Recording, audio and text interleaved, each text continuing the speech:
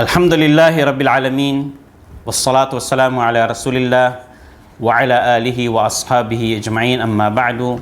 Assalamu alaikum wa rahmatullahi wa barakatuh. Ang lahat ng papuri at pagpapasalamat ay nauukol lamang sa nag-iisang tagapaglikha na si Allah subhanahu wa ta'ala. Nawaya ang pinakamainam na pagpapala at pinakaganap na kapayapaan ay matamo ng ating propeta na si Muhammad, sa kanyang mga, ganoon din sa kanyang mga kasamahan, mga kapamilya, sa lahat ng mga sumunod sa kanyang aral. Ang ating maiksing paksa po sa ngayon ay tungkol sa, o maiksing mensahe ay tungkol sa Hajj.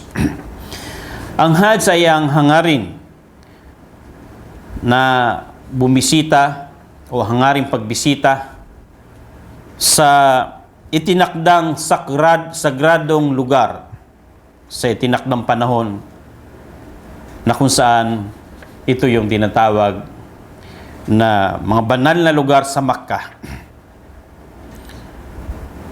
Bilang pag-alala at pagsasakatuparan sa kautusan ni Allah subhanahu wa ta'ala. So sa madaling sabi, ang Hajj ay isang tungkulin ng lahat ng Muslim.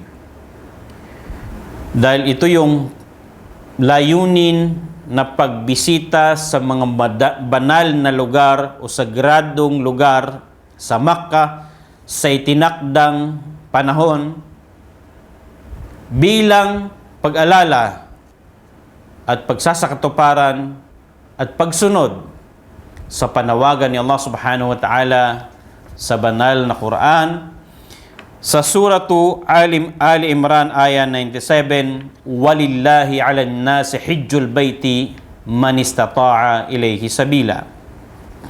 Tungkulin kay Allah subhanahu wa ta'ala ng lahat ng tao o sangkatauhan na isagawa nila ang Hajj sa Masjidil Haram para sa sinumang may kakayahan ng paglalakbay tungo sa tinatawag na Hajj. Ito ay isang uri ng pagsamba kay Allah subhanahu wa ta'ala sa pamamagitan ng pagsasakripisyo at pag-aalay para kay Allah subhanahu wa ta'ala lamang sa pamamaraan na ginawa ni Propeta Muhammad sallallahu alaihi wasallam. Ito'y tungkulin ng lahat ng Muslim na lalaki at babae na nasa tamang gulang at wastong kaisipan na isagawa ang tinatawag na Hajj na sila'y may kakayahan sa paglalakbay base sa hadith ni Propeta Muhammad sallallahu alaihi wasallam na sinabi niya, buniyal islamu ala khams, itinayo ang Islam, ginawa ang Islam sa pamagitan ng 5 haligi at binanggit niya rito ang pinakahuli ay ang Hajj. Nagkaisa ang lahat ng mga Muslim o mga panta sa Islam na ang Hajj ay itinakdang tungkulin para sa lahat ng Muslim na nasa kanyang lahat ng mga kondisyon. May hadith si Propeta Muhammad sallallahu alaihi wasallam na sinabi niya, o sangkatauhan, katotohanan na si Allah subhanahu wa ta'ala ay ginawa niyang obligado ang pagsasagawa ng Hajj, kaya kayo ay magsisagawa ng Hajj. Ito yung isang hadith na sinabi ni Propeta Muhammad sallallahu alaihi wasallam, o sangkatauhan, ayyuhan nas, inna Allaha farada alaykumul hajja fahajju. O sangkatauhan, tunay na si Allah subhanahu wa ta'ala tinakda niyang tungkulin niyo ang pagsasagawa ng Hajj, kaya naman kayo ay magsihajj. O kaya naman kayo ay magsagawa ng Hajj. May isang lalaki na tumayo o isang sahabi na sabi niya, ya Rasulullah, bawat taon ba? At hindi ito sinagot ni Propeta Muhammad sallallahu alaihi wasallam hanggang sa ito'y na ulit ng 3 beses ang pagtatanong ng lalaki. At paglipas ng ilang maikling panahon ay nagsabi si Propeta Muhammad sallallahu alaihi wasallam, na sabi niya, kung sinabi kong oo, ay magiging wajib sa inyo at may hirapan kayo. So alhamdulillah, ang Hajj ay tinakdang tungkulin sa atin ni Allah subhanahu wa ta'ala ng isang beses lamang sa takda ng ating buhay, sa tanan ng ating buhay, na hindi bawat taon. Dahil kung bawat taon may hirapan tayo. Kaya alhamdulillah, sa lahat ng Muslim na may kakayahan, na nasa kanya ang mga kondisyon, ay isang beses lamang ito ay pinag-utos ni Allah. At purihin at pasalamatan natin si Allah subhanahu wa ta'ala. At alam nyo ba na ang pagsasagawa ng Hajj ay may maraming mga kabutihan? Number 1, ay ito ay kapatawaran sa lahat ng mga naging kasalanan natin. Ito ay nagiging kapatawaran sa lahat ng mga kasalanan natin. Sa sinabi ni Propeta Muhammad sallallahu alaihi wasallam, "Man hajja falam yarfuth walam yafsuq, raja'a min dunubihi kayawmin waladathu ummuhu." Sino man ang magsagawa ng Hajj at hindi nakipagtalik sa kanyang asawa at hindi nakagawa ng anumang ipinagbabawal pa sa loob ng Hajj, siya parang nagbalik sa araw na siya ipinanganak ng kanyang ina. So isa, makukuha para kang bagong isinilang ng iyong magulang na walang kasalanan. Ikalawa ay ang mismong gantimpala nito ay paraiso. Sa sinabi ni Propeta Muhammad sallallahu alaihi wasallam, "Al-hajjul mabrur, laysa lahu jazaa'un illa al-jannah." Ang Hajj na mabrur ay walang ibang gantimpala maliban sa tinatawag na paraiso. At ang mabrur na Hajj, yung isinagawa mo ang lahat ng kondisyon, mga haligi, mga tungkulin, at pinangalagaan mo ito at hindi ka nakagawa ng anumang paglabag. So ang gantimpala ng Hajj mabrur ay walang iba kung hindi ang paraiso ni Allah subhanahu wa ta'ala.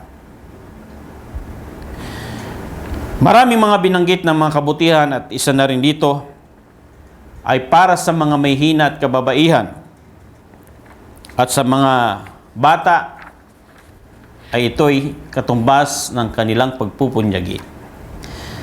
Sinabi ni Propeta Muhammad sallallahu alaihi wasallam, "Jihadul kabir, wal mar'ah, al-hajj wal umrah." Ang pagpupunyagi para sa mga matatanda, para sa mga maliliit, mga bata, at para sa mga kababaihan o babae ay ang pagsasagawa ng Hajj at ang Umrah. So ito yung tinatawag na jihad nila. Jihad nila ay ang pagsasagawa ng Umrah at Hajj. At isa pang hadith ni Propeta Muhammad sallallahu alaihi wasallam bilang kapatawaran sa pagsasagawa ng Hajj, sabi niya, "Wal hajju yahdimu ma kana qablahu." Ang Hajj daw ay pinapawalang saysay niya, sinisira niya, winawasak niya ang lahat ng mga nagawang kasalanan ng mga nauna. At ito yung kahalagahan ng tinatawag na Hajj, na kung saan every time na tayo nag-Hajj ay nawawala ng saysay ang ating mga kasalanan. Pinapatawad ni Allah subhanahu wa ta'ala ang lahat ng mga kasalanan na nagagawa natin. At sa pagsasagawa ng Hajj, nakikita natin at itinuturo sa atin doon ang pagiging unity, ang pagkakaisa, na makikita mong walang kahigtan o kalamangan ang Arabo sa mga hindi Arabo, ganon din ang hindi Arabo ay walang kalamangan, kahigtan, hindi nakakahigit sa mga Arabo. Hindi rin nakakahigit ang mga puti sa mga maitim o ang mga maitim sa mga mapuputi. Maliban sa takot kay Allah subhanahu wa ta'ala. At sa panahong yon ay nakakalimutan nila kung anong nationality nila, nakakalimutan nila kung anong kulay na mayroon sila. Basta sila ay nandun na nagkakaisa ng layunin. Ang layunin nila ay la ilaha illallah, paglingkuran at sambahin lamang si Allah subhanahu wa ta'ala. Gunitain ang ginawa ni Propeta Abraham na pagsamba lamang sa nag-iisang Diyos na walang katambal. Gunitain ang ginawa ni Propeta Muhammad sallallahu alaihi wasallam bilang pagsunod sa kautusan ni Allah subhanahu wa ta'ala. At bilang panghuli na ating babanggitin ay ang pagsasagawa ng Hajj ay kung saan naglulunas sa kahirapan. Sa hadith ni Propeta Muhammad sallallahu alaihi wasallam, sinabi niya, "Tabi'u bainal hajj wal umrah fa innahuma yanfiyani al-faqr wad-dhunub kama yanfi al-kir khabath al-hadid wal-dhahab wal-fiddah." Ulit-ulitin ninyo ang pagsasagawa ng Hajj at Umrah sapagkat ito'y nagpapawala ng kapulubihan at kasalanan tulad ng paglilinis ng bulusan sa dumi ng bakal, ginto at pilak. So yung pagsasagawa ng Umrah at Hajj, kung ito'y nakapag-Hajj na tayo ng isang beses, kung tayo mag-Hajj pang muli, ito ay sunnah na lamang. At ang pagsasagawa ng Hajj ay nagiging dahilan upang tayo ay mawala sa tinatawag na kahirapan at ganoon din na mawalan ng kasalanan na ating mga nagawa. Isang gabi na kung saan kami ay nagpapasalamat sa inyong lahat, sa inyong maiksing panonood at pakikinig. Sana po ay mayroon tayong natutunan, at kung mayroon naman tayong natutunan, ito ay tawfiq ni Allah subhanahu wa ta'ala.